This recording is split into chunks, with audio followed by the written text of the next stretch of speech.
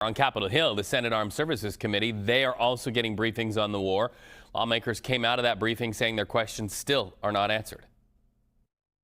I emerged from this briefing as dissatisfied and angry, frankly, as I have from any past briefing in my 15 years in the Senate.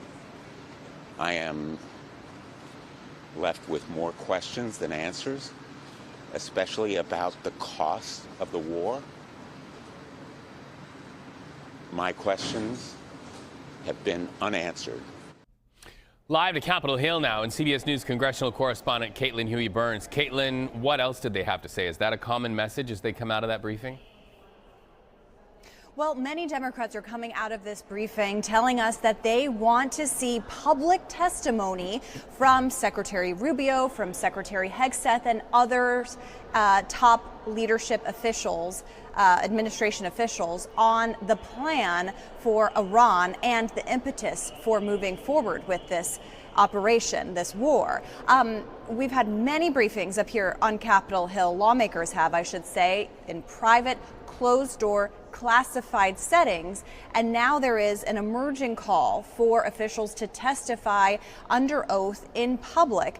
The question is whether that will happen anytime soon. Republicans control who comes before various committees because they control the committees, but there is this growing call. The question I have is what kind of tools Democrats may try to use to maybe gum up other legislation or the floor or other avenues to press for these officials to come forward. But there are questions up here among lawmakers in both parties about the scope of the war, how long this will go on, given the mixed messages coming from the White House. And Rita, as you and I have talked about, a new phase would be if and when the administration asks for new funding. That would put this squarely at the feet of Congress to approve and start a whole new debate on a different kind of set of measures.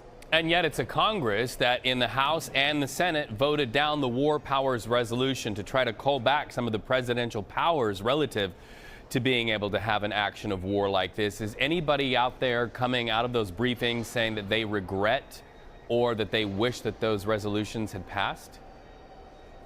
No, those who opposed it remain opposed because they believe that it would limit the country's ability to continue to fight this war and to win it.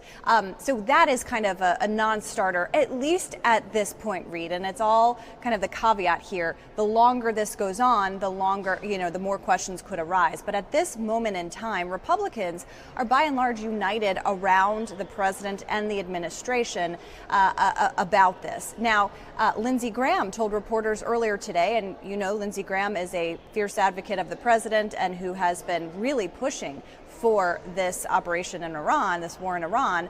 He said today that his definition of success is that an Ayatollah cannot be in charge here. And so he is starting to lay out what this looks like, at least in his view. But I can also say, according to my reporting, that there are a lot of lawmakers who do want this wrapped up quickly. You hear from House Speaker Mike Johnson calling this an operation, not a war, saying that it's limited in scope and they believe it will be wrapped up soon. However, as you know, there are mixed messages coming from the administration about how long this could go and what the definition of success is. That's right. Secretary of Defense Pete Hegseth really every day saying that it is going to be on his timeline and the timeline of the president's. We will wait and see. Caitlin Huey-Burns, following reaction on Capitol Hill. Thank you so much.